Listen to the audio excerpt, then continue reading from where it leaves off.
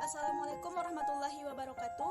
Saya Cici Putri Ayati. Pada video kali ini saya akan menjelaskan mengenai proposal business plan. Nah, berikut adalah contoh proposal business plan yang sudah saya buat dengan judul Cemilan Sehat Jelly Squash. Nah, yang pertama, hal yang melatar belakangi saya membuat proposal ini adalah kebutuhan makanan sehat terkadang belum dapat dipenuhi oleh sebagian besar masyarakat yang mempunyai kesibukan masing-masing. Terbatasnya waktu dan tenaga merupakan faktor utama yang menyebabkan masyarakat menyepelekan asupan gizi dari makanan yang mereka konsumsi. Hal itu juga yang menyebabkan berkurangnya aktivitas makan besar dalam satu hari.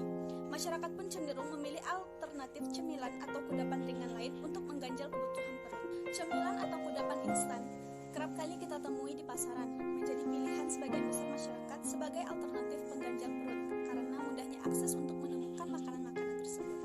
Bahkan mengkonsumsi makanan ringan seperti itu sudah menjadi kebiasaan bagi sebagian besar masyarakat. Tubuh kita yang memerlukan asupan seperti vitamin, serat, karbohidrat, protein, dan lain-lain tidak akan maksimal apabila hanya mendapatkan asupan dari makanan ringan. Pada era modern ini, banyak bermunculan usaha kuliner yang menawarkan banyak variasi menu yang menarik. Akan tetapi, mayoritas dari usaha kuliner tersebut kurang memperhatikan aspek kesehatan.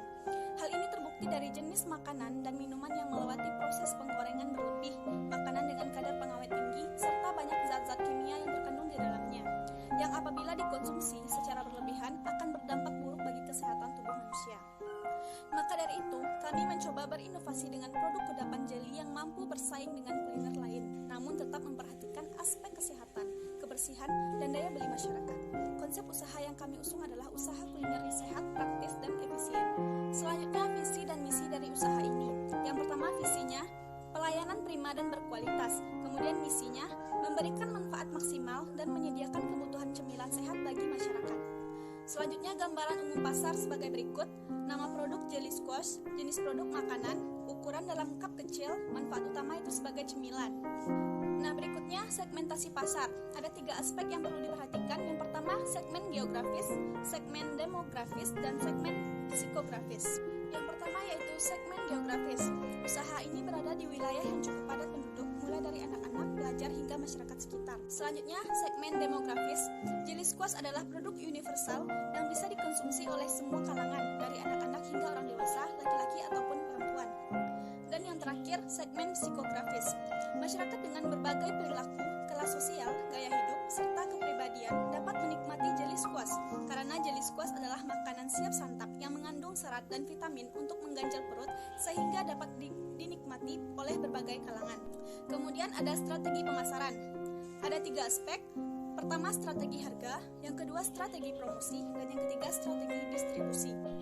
Karena produk Jelly Squash merupakan produk baru yang ada di pasaran, maka kami menetapkan strategi penetapan harga yang efektif dalam tahap pengenalan ini, yaitu dengan strategi harga penetrasi, di mana kami memberikan harga rendah untuk menciptakan pangsa pasar dan permintaan.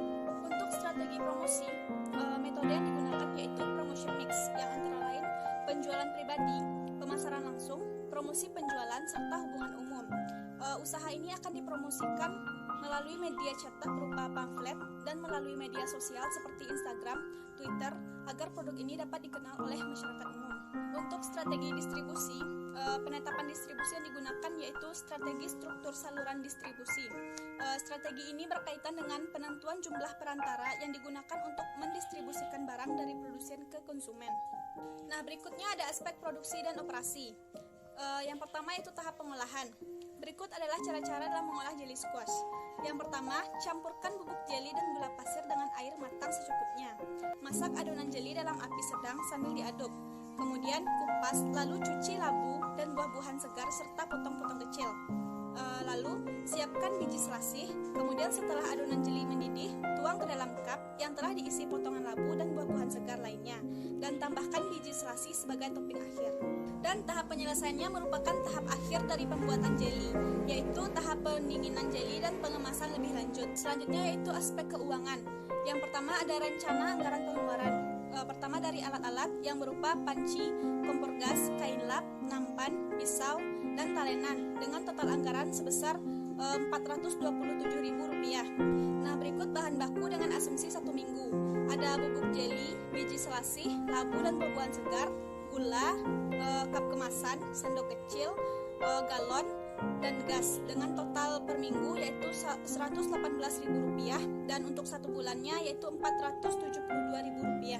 Dan kemudian ada biaya-biaya lain seperti pembuatan pamflet dan brosur dengan anggaran sebanyak Rp100.000 dan dijumlahkan total pengeluaran seluruhnya adalah Rp999.500. Selanjutnya masuk ke sumber anggaran yang menjadi modal. Yang pertama ada modal pribadi dan dana pinjaman dengan total anggaran Rp1.500.000. Demikianlah rancangan proposal bisnis plan yang saya susun. Karena mendirikan suatu usaha membutuhkan persiapan dan konsep yang matang. Usaha yang didirikan diharapkan tidak hanya berdiri pada saat itu saja, tetapi juga dapat berkembang menjadi yang lebih besar lagi. Jelly Squash adalah produk makanan siap santap yang saya usulkan atas dasar kepedulian saya terhadap makanan sehat bagi masyarakat. Usaha ini diharapkan membawa dampak baik untuk berbagai pihak.